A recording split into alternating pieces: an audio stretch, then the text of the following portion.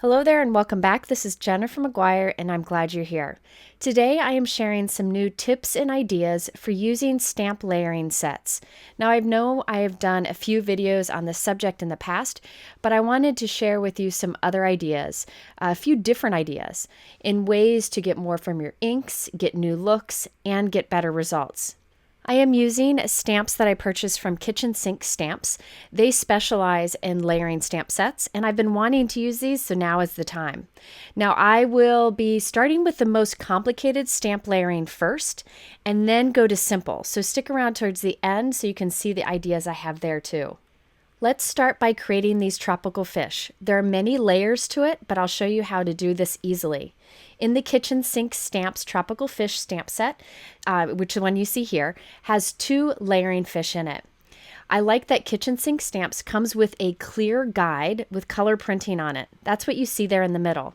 It will help with layering stamp sets, and I'll talk more about that in a moment. They also include a guide to show how to best stamp. I actually do my layering a bit different than they do, but you could try either way. Now I will be using a MISTI stamping tool for this. If you do not have a stamping tool, I will link here to a video that shows how to do stamp layering without a tool. I do not have coordinating dies for this stamp set, so I'll show you how I like to do stamp layering on white cardstock scraps. Doesn't matter what size they are.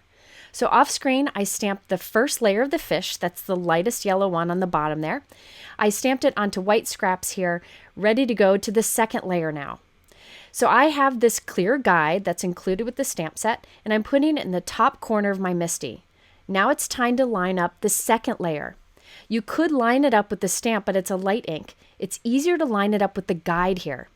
I will then close the door on my MISTI, and we can stamp onto our little fish. However, I just have these little pieces, so I put a sticky mat in my stamping tool. I'll link to the one I like below.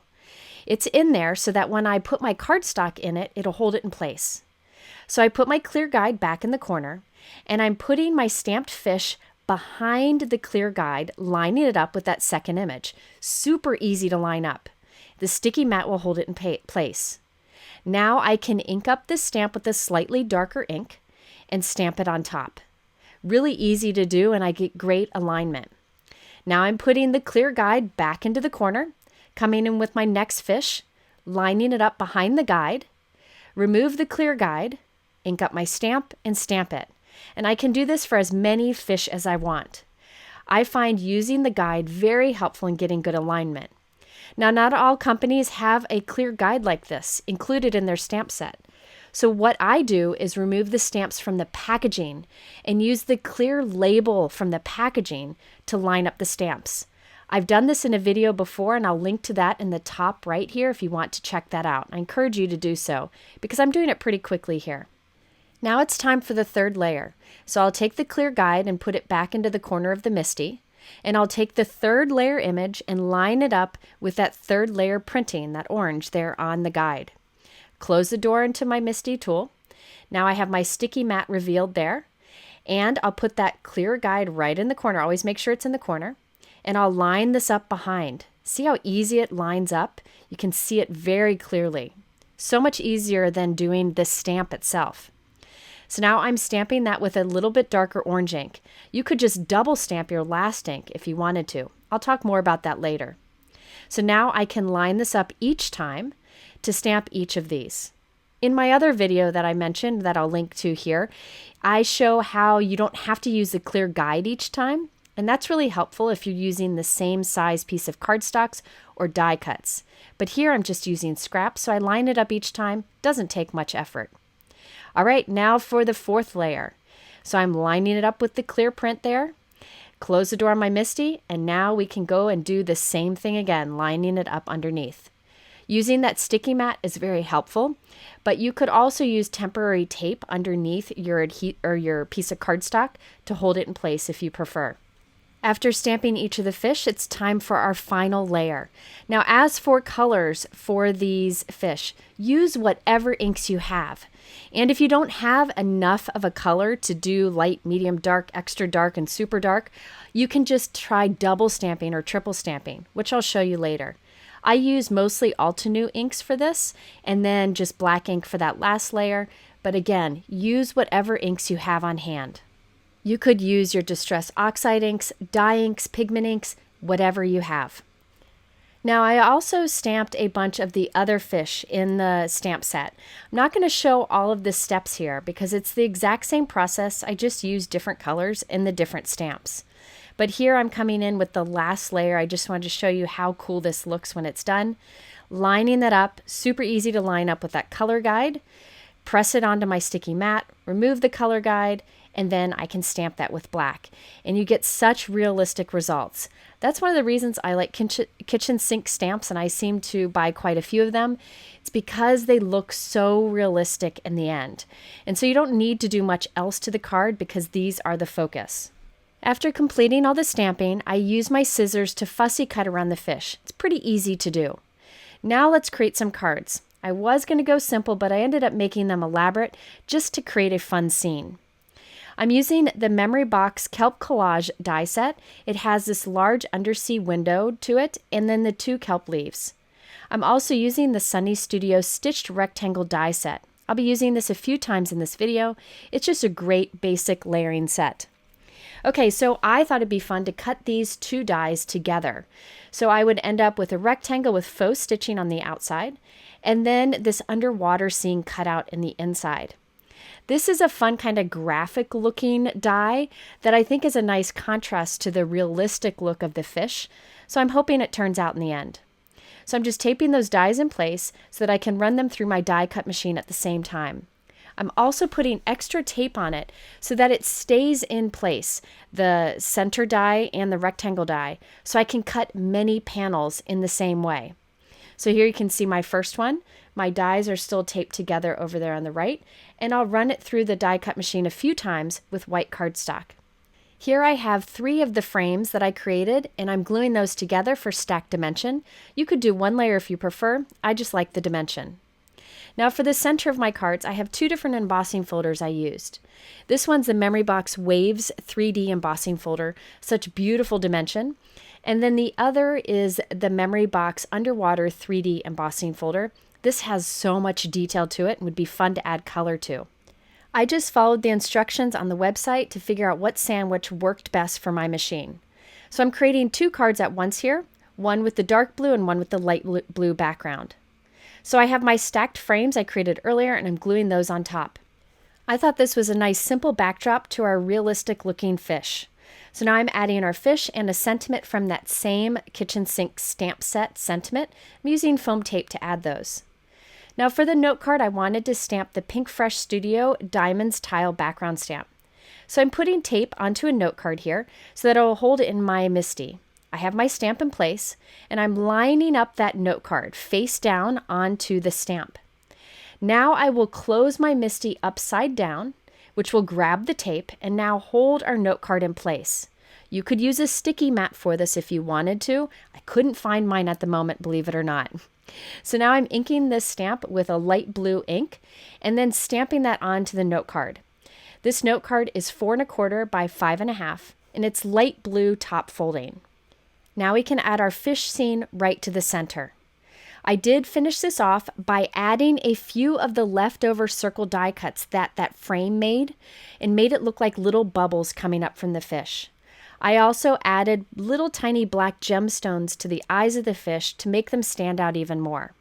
I thought it was fun to do the realistic looking fish along with that kind of graphic looking background. It's a fun contrast. And again, that sentiment is from the kitchen sink stamp set that I used for the fish. Now here is my other card, same sentiment. This time I centered it and used 2 different fish on it. I'm loving that little bit of detail that embossing folder did on the soft pool background there. You could rub ink over that to make that pattern stand out more, but I wanted to keep it subtle. I had some extra fish, so I did a 3rd card. This time, inside of that window, I used a specialty cardstock. You can see all the texture on it. You could use pattern paper here, anything you want. I just like to add some texture inside of that window. All right, let's do another example. This time I wanted to talk about how you can stretch your inks when you do stamp layering, especially for super light images like this snowman.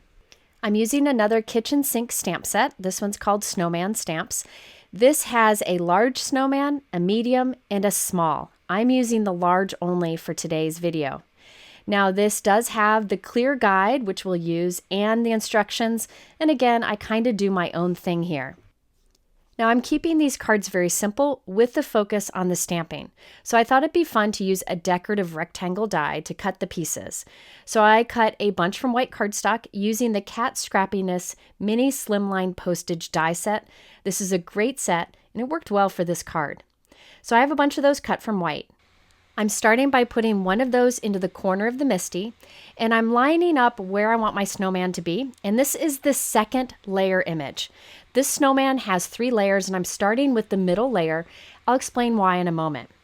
Once I have that positioned, since I've never used this stamp before, I am going to prep the stamp. I highly recommend doing this. My favorite way to prep a stamp is to take a dry cloth and just rub it pretty firmly over the surface of the stamp. The surface will go from shiny to kind of a cloudy look, and then it will take the ink better.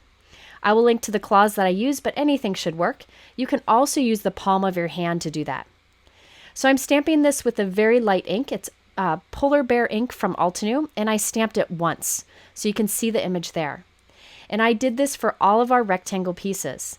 I'm putting them in the corner of the Misty each time. Since they're all cut to the same size, I can do that and I know it'll line up. After I've stamped that on each of our rectangles, it's time to come in with the next layer. Remember how I said the one I just did is the middle layer?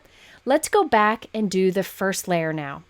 I'll do the same trick where I put my white cardstock into the corner of the Misty, line up the guide on top for the first layer. See how it says 1A? Makes it easy to figure out.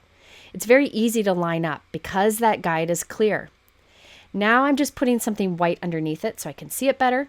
Line up that solid first layer image. You can see me doing that there. Close the door on my Misty, and now we can stamp this layer. Now here's the trick. I want this layer to be super light. So I'm doing second generation stamping. So I put in just a scrap piece of cardstock here. I'm inking up my stamp with that same Polar Bear ink color, stamping that onto the scrap cardstock, then removing that and stamping it again without re-inking onto our main cardstock. That's called second generation stamping. And I'll repeat that a couple times. This will give us a very light first layer. It'll be hard to see in the video, but it's there. And I didn't have an ink super light enough. So by doing the second generation trick, you can get a lighter color of the same ink or a lighter shade of the same ink. This is very helpful in stamp layering if you have limited number of colors. So when we take a closer look here, you'll see that lighter ink kind of rounding out the snowman there on the left. So that trick of second generation inking is great when you need super light colors or more shades of the same color. Okay, so now it's time for the third layer, putting my cardstock piece back into the corner, lining up that third layer of the clear guide against our stamping. Now remember how I started with the middle or second layer of the snowman? The reason I did that is I knew if I started with the first most solid area, it was going to be in such a light second generation stamp that it was going to be hard to see it to line up the next layers. You could also start with your last image first, the one that I'm doing now, but I wasn't sure I would center my snowman just right because it's really just the right side of the snowman. So now that I have my third layer lined up, I'll stamp this with the same ink, the same Polar Bear ink, but instead of only stamping it once, I'll double stamp it, which will make it a little bit darker. So all the layers on the snowman were all done with the same ink, the exact same ink pad. It's just that that first most solid layer I did with the second generation, which makes it light. And the second layer I did by just stamping once. And the third layer that I have here, I'm making it darkest by double stamping it. So I stamp it once, ink it up, and stamp it again. So here we have that look of dimension from one ink pad. So that's a helpful tip if you like stamp layering sets but don't have a lot of ink colors. Okay, so off screen, I stamped the eyes, the carrot nose, the mouth, and the buttons using the images in the stamp set. Now it's time to do the hat, which is a simple layering. For this one, I'm starting with a dark gray ink for the hat, and it's very easy to line up. And I'm stamping them all onto all the different pieces. Now I'm lining up the second layer of the hat. So you can see how easy it is to line up with the clear guide. I just hold that in place. I like to slide cardstock underneath it, white cardstock, so I can more easily line up my stamp with the printing on the clear guide. Now I can stamp the second layer, which I did with black ink on each of these. I then finished off the hats by stamping the band with red ink, just for a pop of red on each of the cards. And off screen, I finished off the snowman by stamping the arms with brown ink. Okay, so now for the note cards. I thought it'd be fun to add a little interest to them. So I'm using my Favorite Things brush splatter stamp, which I use a lot, to look like snow in the background. I'm stamping with white pigment ink on a red note card here, and I also did a blue note card with blue ink and a gray note card with gray ink. Now the reason I have to stamp this twice, once on the top and once on the bottom, is this is a mini Slimline card. It's 6¼ inches tall. The stamp wasn't big enough to cover the whole thing, but I could stamp it twice to get it covered. So here are the 3 cards. Here's the red with the white snow on the background. I did add black gems for the eyes, mouth, and buttons just to give it a little dimension. These cards kind of make me smile because it takes me back to my early days of stamping where really I just did stamping on the card. Now I do die cutting and layering and such, but these cards, the focus is on the stamping. Now, for the sentiment on this, I used the Thank You Snow Much from the Simon Says Stamp Snowflake Builder Stamp Set. You could leave the greeting off and do whatever greeting you want, but I always need thank you sentiments. And by the way, the overall size of these cards is 3½ inches wide by 6 inches tall. All right, let's do a few more mini Slimline cards. This time I have a really classic looking apple image that I want to stamp multiple times on one card. So with this technique, we'll show you how to easily stamp 3 in a row, all spaced nicely. This is the Kitchen Sink Stamps Apple Stamp Set, so you can see the clear guide and also the printed guide, which shows you how they suggest stamping. I'm also using the Cat Scrappiness Mini Slimline Stitched Rope Die Set. This has a really cool rope finish to the outside edge, and I die cut the larger several times from white cardstock. I'm starting by putting one of the pieces into my Misty stamping tool along the edge there and kind of centered. Now I'm taking a piece of tape and putting it next to the edge of the die cut. This will be a guide, and each time I will go back and put my die cut up against this tape. It's just a little guide, a kind of a marker to go back to. You could follow the measurements or guides on the side of the Misty or on your stamping pad there in the inside, but I find it easier just to put a piece of tape there so I have a visual marker to go back to, and it saves me time. So once I have that there, you can see the edge of the die cut is right up against the edge of the tape. Now I'm taking the first layer of the apple, the image that has the solid area to it, the most solid area, and I'm putting that right in the center of that white cardstock piece. You can use ruler to make sure it's centered. I'm just using the little markings on the side of the Misty to measure it up. Okay, so now I can stamp that with the lightest color of ink. I'll move on to my next cardstock die cut, lining it up with the edge of that tape and stamping again. So I'm stamping the first layer in the same position on each of these cardstock pieces. And that tape guide makes it really quick to do. Now I want to create another apple next to it. So I'm moving my cardstock piece up, and I like that positioning. So if I just put it in the corner every time, I'll get the right position for the second apple. So now I'll stamp the same image with the same ink color onto each of the pieces, lining it up in the corner each time. I did keep my tape from the first guide in place. We'll need that later on. Now it's time to do a third apple on the other side. So I'm shifting my cardstock down, but notice that I need to let the cardstock piece kind of hang out of the Misty each time to get the positioning just right, but that's okay. Once I have it lined up where I want it to be, I'm just eyeballing it, trying to make this apple the same space from the center apple as the second one was. Once I'm happy with the position, I'll take another piece of tape, line it up right there along the die cut, and leave that in place. Again, you can follow the guidelines on the Misty. I find this easier. All right, so once again, I'll stamp that same layer of apple with the same ink. Each time, I will position it up against the edge of that second piece of tape. Okay, now I'm going back to the first position in my stamping tool, and I'm taking the second layer of the apple and lining it up with the first. I didn't use the color guide to line it up this time. I thought it was easy enough to look through and line it up. So this time I'm stamping with a red ink, and I will shift it up to the next position. So shift it right up to that top corner, stamp it again. Then I will shift it down to the last position. So I'll shift it down to line up with the bottom of that tape there, and I'll have the second layer on the third apple. This was really easy to do. So now I'm doing 3 layered images all lined up on the card, but it's really fast. So I can continue to do this on all of the pieces. Notice how quickly I can shift from one spot to the next, and those tape guides are really helpful. So I continued the same process with the other layers of the apple. I'm just going to skip through it to save some time. But I hope this tip of creating these little spots to line up each time on your stamping tool is helpful, because then you can stamp multiple images in a row and stamp them all very easily. Next, I did some stamping on our note cards just so it would peek around the edge of that main white die cut.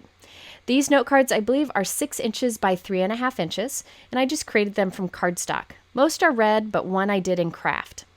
I'm using a Slimline stamp from Pinkfresh Studio called You Are Amazing, and I'm stamping that with white pigment ink on the craft note card and red ink on the red note cards. Slimline stamps are great for regular cards or mini slimlines too. Don't think that just because it's a slimline size that you have to use it on a full slimline card. Now for a sentiment on this, I use the Concord and 9th triple step blooming heart stamp set. There's a sentiment on the bottom that says you're incredible. This is one of my favorite stamp sets of all time, and I'll link to a video showing how to use it up here on the top right. So I assembled my cards very simple. I just glued the die cut to the center and then the sentiment on a little strip on top of that. I love how realistic these apples look. You could also add clear embossing or glossy accents to the apple to make them shiny, or even some shimmer if you want some sparkle, but I kept mine plain. I thought these would be great for teacher cards, but I'll use them for other things too. Okay, next I have 2 sets of note cards, both using the same stamp set in different techniques to get different looks. This is a very easy to use stamp layering set, so I thought I'd end with it. Sometimes I like to do the easiest last. This is the Kitchen Sink Stamps Butterfly Stamp Set. I'm using the big butterfly in here. There are 3 layers to it, but note that there are also smaller butterflies in here that have great results too. For both of these sets of butterfly cards, I started by die cutting a bunch of white faux stitched rectangles using that Sunny Studio die set I showed you earlier. By starting with the same size piece for all of these, I can put them in this corner of my MISTI, and I know each time the images will stamp in the same spot, making mass producing easy. Now I'm starting with the first layer of the butterfly, the most solid layer, and I'm stamping this with a light ink. Now I stamped it and decided it was too light, so I'll just stamp it again. That'll just make it a bit darker. I like to do that a lot when I'm stamping. Okay, now I wanted to add a little bit of interest to this, add a little bit more color. So I've taken an ink that's slightly darker and a Gina K blending brush. Any inking tool will do.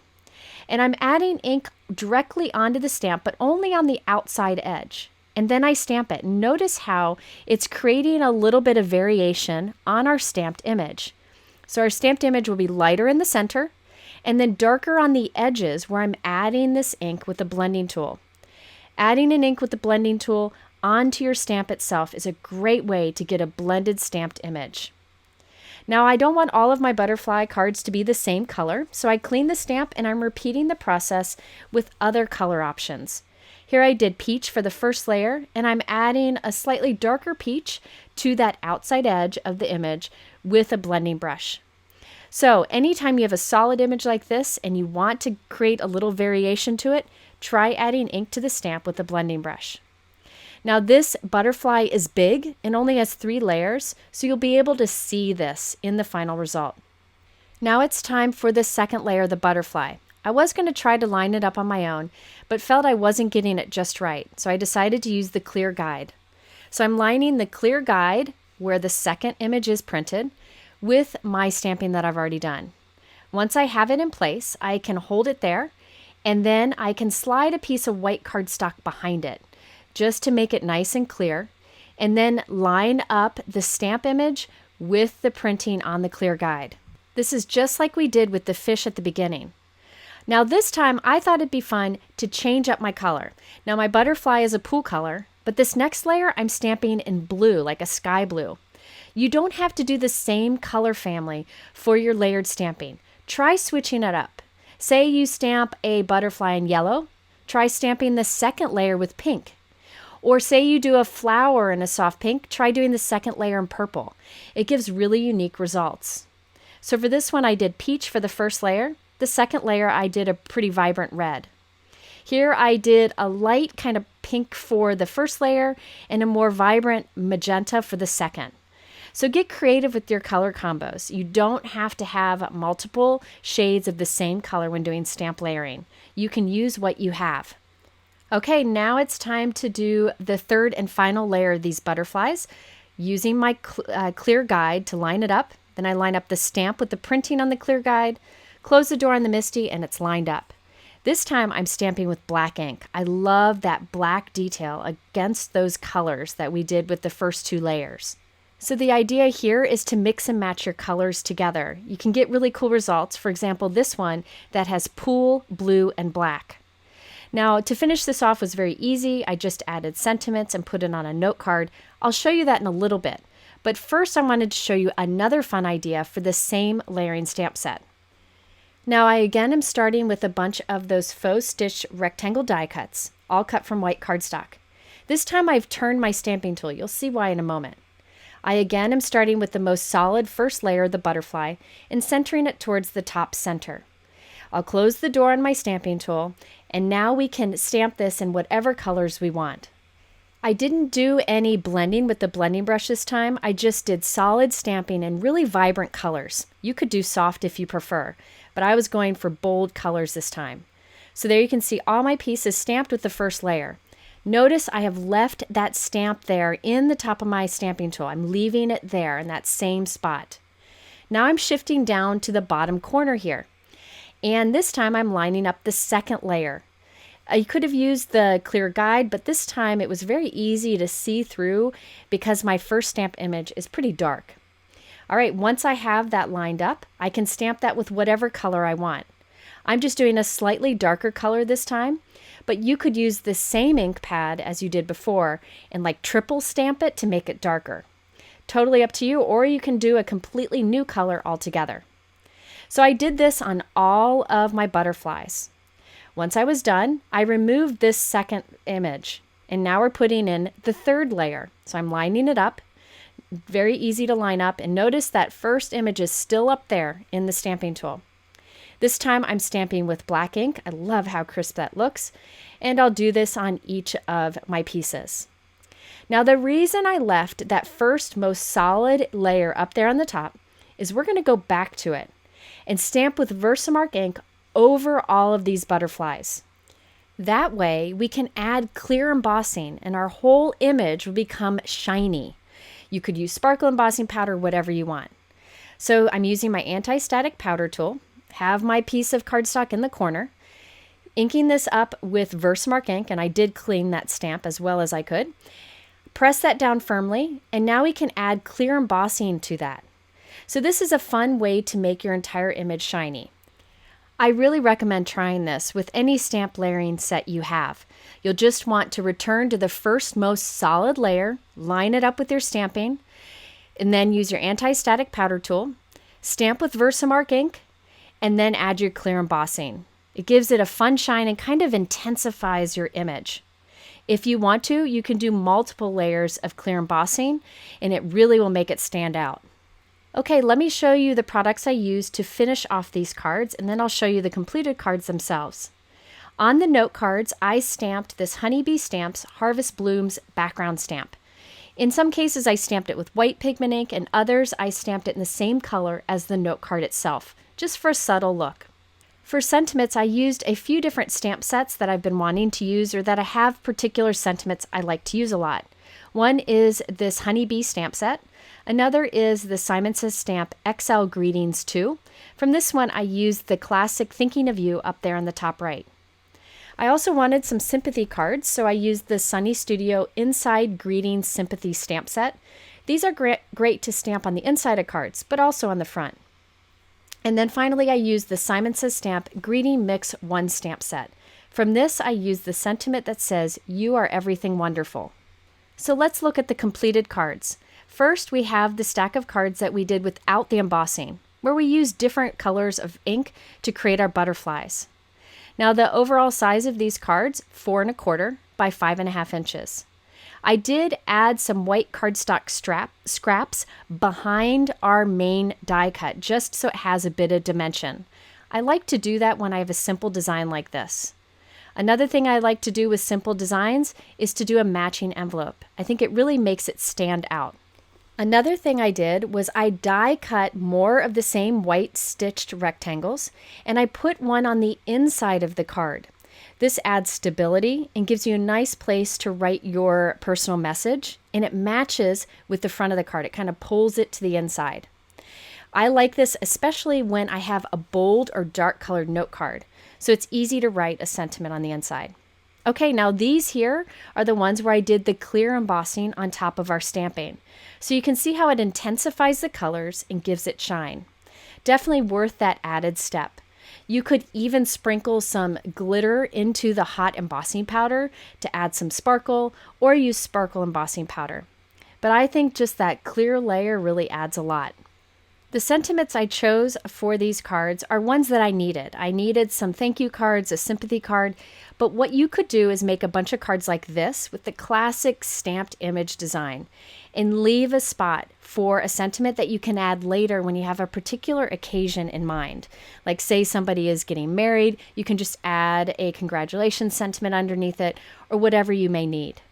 Now before I go, I wanted to show you the other 2 stamp sets that I planned to use in this video, but I ran out of time. I simply wanted to share them because I think they're really well designed and great for anyone who likes stamp layering. One of the sets is the big leaves, so you could use this to create a leaf background or a leaf as a focal point.